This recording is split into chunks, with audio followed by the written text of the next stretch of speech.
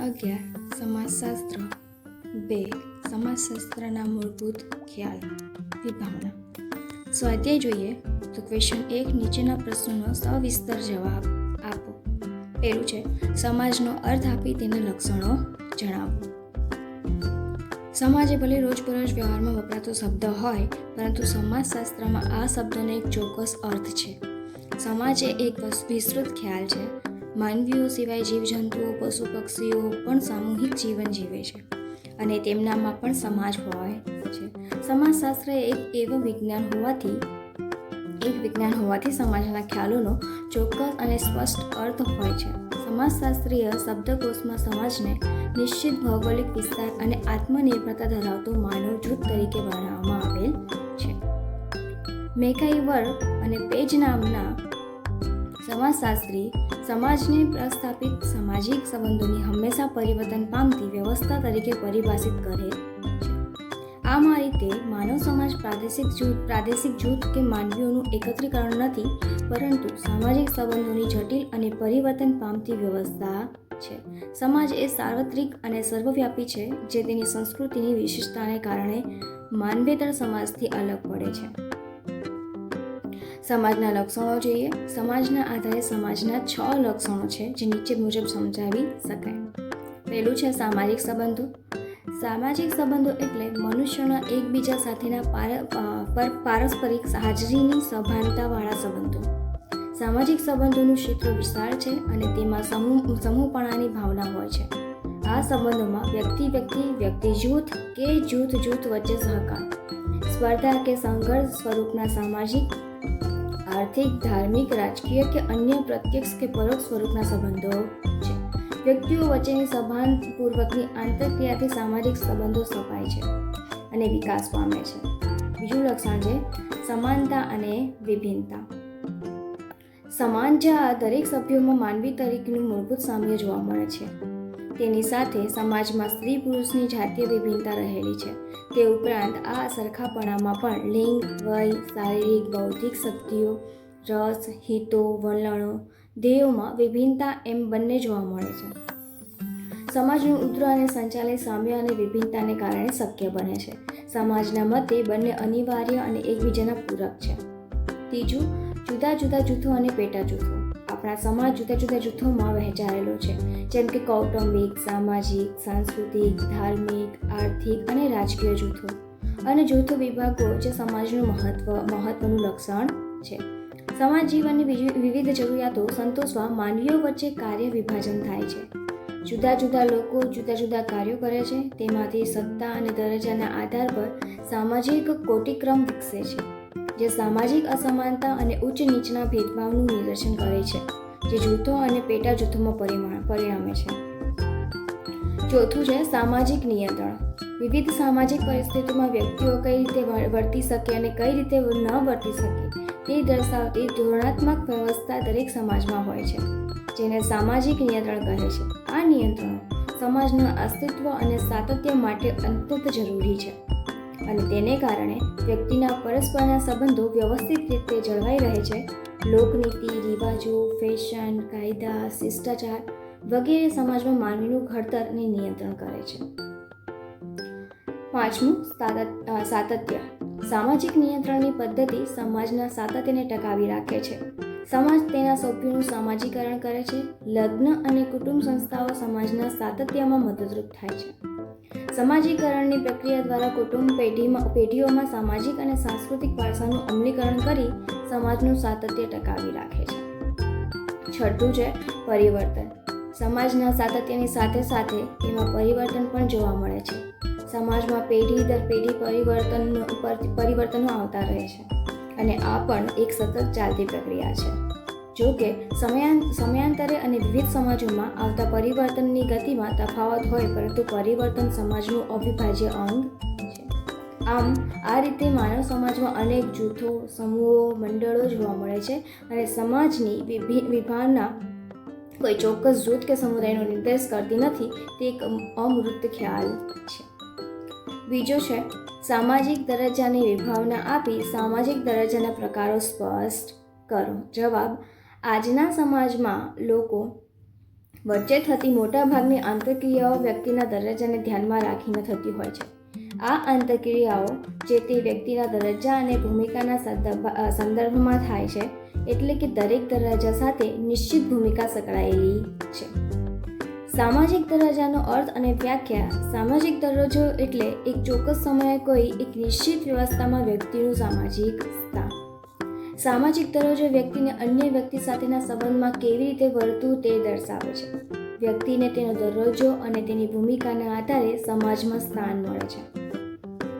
સમાજમાં કોઈ પણ પ્રકારના સમૂહ, મંડળો, વર્ગ કે જ્ઞાતિમાં વ્યક્તિ કોઈને કોઈ પ્રકારનો દરજ્જો ધરાવે છે અને તે દરજ્જાને અનુરૂપ વર્તન જે તે વ્યક્તિ એક વર્તન કરવું તેવું સમાજ દ્વારા અપેક્ષિત હોય છે. આ અર્થમાં દરજ્જો વ્યક્તિને સ્થિત્યાત્મક પરિસ્થિતિનો ઉલ્લેખ કરે છે. વ્યક્તિની સાથે સાથે સમૂહોને પણ ચોક્કસ સામાજિક સ્થાન કે દરજ્જા હોય છે અને તે દરેકની સાથે જ કાર્યો, અધિકારો અને ફરજો સમૂહના ધોરણો દ્વારા નક્કી થતા હોય છે અને પ્રત્યેક દરજ્જાની સાથે ઓછે વચ્ચે અંશે સત્તા સંકળાયેલી હોય છે. પ્રાપ્ત કરવાની રીતોના આધારે સામાજિક દરજ્જાના 2 પ્રકાર છે. પહેલું અર્પિત દરજ્જો અને બીજું પ્રાપ્ય દરજ્જો. હવે આ પ્રકારને આપણે વિસ્તારથી સમજીએ.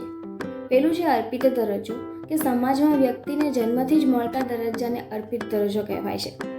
આવા દરજ્જાઓની પ્રાપ્તિ વ્યક્તિની પસંદગી કે ઈચ્છાઓ પર આધારિત નથી. જેમ કે જન્મથી જ મળતો સ્ત્રી અથવા પુરુષનો દરજ્જો, કોઈ દેશ, જાતિ કે ધર્મમાં જન્મે છે તો એ દરજ્જો જન્મતાની સાથે જ આપોઆપ મળી જાય છે. કોઈ સમૂહના વડા કે કોઈ ગામના સમાજમાં મુખીનો દરજ્જો વંશ પરંપરાગત મળે છે. આમ આ રીતે જન્મ કે વંશ પરંપરાગત રીતે જો દરજ્જાઓ સમાજ દ્વારા આપવામાં આવે છે તેને અર્પિત દરજ્જો કહે છે. બીજું છે પ્રાપ્ય દરજ્જો, કે વ્યક્તિની પસંદગી, ઈચ્છા, આવડત, શિક્ષણ અને તાલીમ દ્વારા સમાજમાં જે સ્થાન મળે છે તેને પ્રાપ્ત દરજ્જો કહે છે અને તેના માટે વ્યક્તિએ પ્રયત્નો કરવા પડે છે. શિક્ષણ, આવડત કે તાલીમ દ્વારા વ્યક્તિ શિક્ષક, ડૉક્ટર, એન્જિનિયર, વકીલ જેવો દરજ્જો પ્રાપ્ત કરે છે. આધુનિક સમાજમાં મોટાભાગના વ્યવસાયિક, આર્થિક અને રાજકીય દરજ્જાઓ પ્રાપ્ત દરજ્જાઓ છે. પ્રાપ્ત દરજ્જામાં હરીફાઈની પ્રક્રિયા દ્વારા વ્યક્તિનું વધુ ગતિશીલ બને છે. મોટાભાગના સમાજોમાં અર્પિત અને પ્રાપ્ત બંને પ્રકારના દરજ્જાઓ જોવા મળે છે. ત્રીજો ક્વેશ્ચન જોઈએ કે સામાજિક ધોરણોનો ખ્યાલ સમજાવી તેની લાક્ષણિકતાઓ વર્ણવો. જવાબ: સમાજમાં આપણો વ્યવહાર સામાજિક ધોરણો દ્વારા શક્ય બને છે. એટલે કે સમાજ જીવનની જુદી જુદી પરિસ્થિતિઓમાં વ્યક્તિઓ દ્વારા કરવામાં આવતા વર્તનની યોગ્યતા કે અયોગ્યતા નક્કી કરતા સામાજિક નિયમોને સામાજિક ધોરણો કહી શકાય. એ આપણી ભારતીય સંસ્કૃતિનો જ એક ભાગ છે. સામાજિક ધોરણો દ્વારા વ્યક્તિએ કઈ રીતે વર્તન કરવું અને કઈ રીતે વર્તન ન કરવું તેનું નિયંત્રણ થાય છે. સામાજિક ધોરણોનો અર્થ જોઈએ તો સામાજિક ધોરણો એટલે સમાજ જીવનની જુદી જુદી પરિસ્થિતિઓમાં વ્યક્તિઓ દ્વારા કરવામાં આવતા વર્તનની યોગ્યતા કે અયોગ્યતા નક્કી કરતા સામાજિક નિયમો.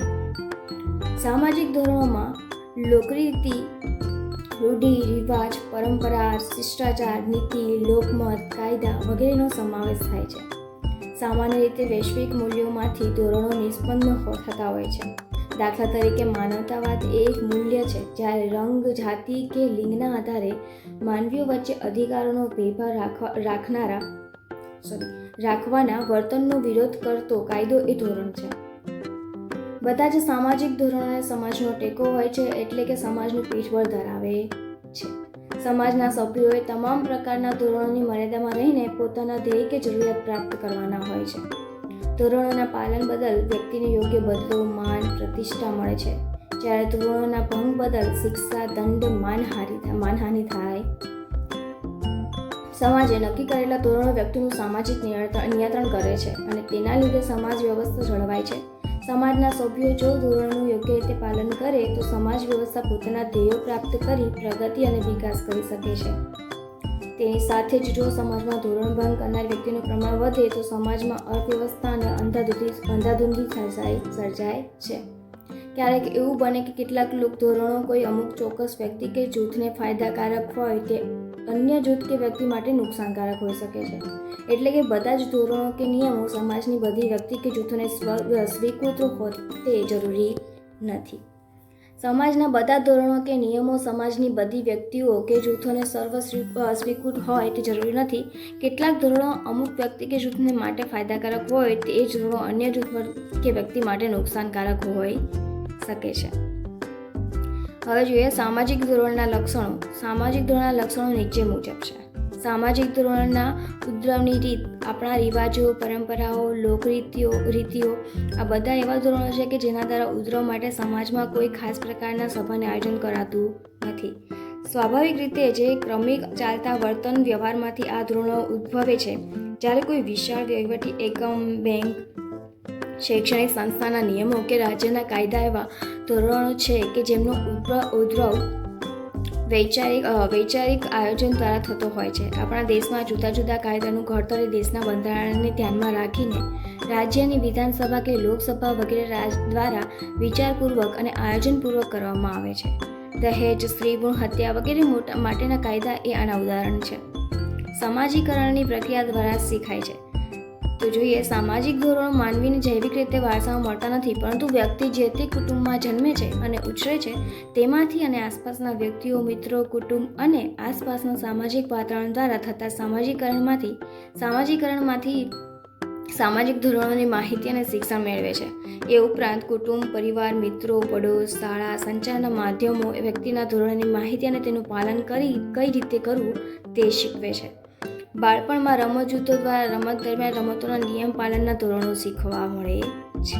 ત્રીજું જોઈએ સાંસ્કૃતિક મૂલ્યો સાથેના સંબંધ. જુદા જુદા સમાજના સાંસ્કૃતિક મૂલ્યો અને એક જ સમાજના જુદા જુદા સમયના સાંસ્કૃતિક મૂલ્યોમાં વિવિધતા હોય છે. ઉદાહરણ તરીકે હિન્દુ સમાજમાં સ્ત્રી પુરુષના સંબંધો પર અંકુશ અને મર્યાદા મૂકતા ધોરણો છે, જ્યારે આદિવાસી સમાજમાં આ અંગેના રિવાજોની ઘણી છૂટછાટ જોવા મળે છે.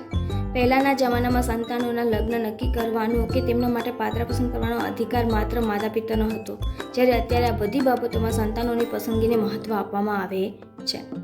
ચોથું જોઈએ સાર્વત્રિકતા અને વૈવિધ્ય. માનવીઓના પરસ્પરના સામાજિક સંબંધોને શક્ય બનાવવા દરેક સમયના સમાજમાં સામાજિક ધોરણો સાર્વત્રિકપણે જોવા મળે છે અને તેમાં વિવિધતા પણ હોય છે. આ લક્ષણના ઉદાહરણોમાં રિવાજો, લોકનીતિ, ફેશન, શિષ્ટાચાર વગેરે ગણી શકાય છે. પાંચમું જોઈએ વર્તનનું મૂલ્યાંકન અને સજા પદ્ધતિનું સ્વરૂપ. તો સામાજિક ધોરણો દ્વારા વ્યક્તિના વર્તનનું મૂલ્યાંકન થાય છે. તે યોગ્ય છે કે અયોગ્ય તેનું મૂલ્યાંકન થાય છે. દરેક ધોરણનો ભંગ કરવા બદલ તેના માટે વિશેષ સજા પદ્ધતિ હોય છે. કાયદાના ભંગ માટે અદાલતો દ્વારા ઔપચારિક સ્વરૂપની સજા કરવામાં આવે છે અને લોકરીતિત્વ જેવા ધોરણોનો ભંગ બદલ અનૌપચારિક સજા કરવામાં આવે છે. આમ સામાજિક ધોરણોને આ રીતે સમજાવી શકાય છે. તો ક્વેશ્ચન 1 આપણો અહીંયા પૂરો થાય છે. ક્વેશ્ચન 2 આપણે આગળના વિડીયોમાં જોઈશું.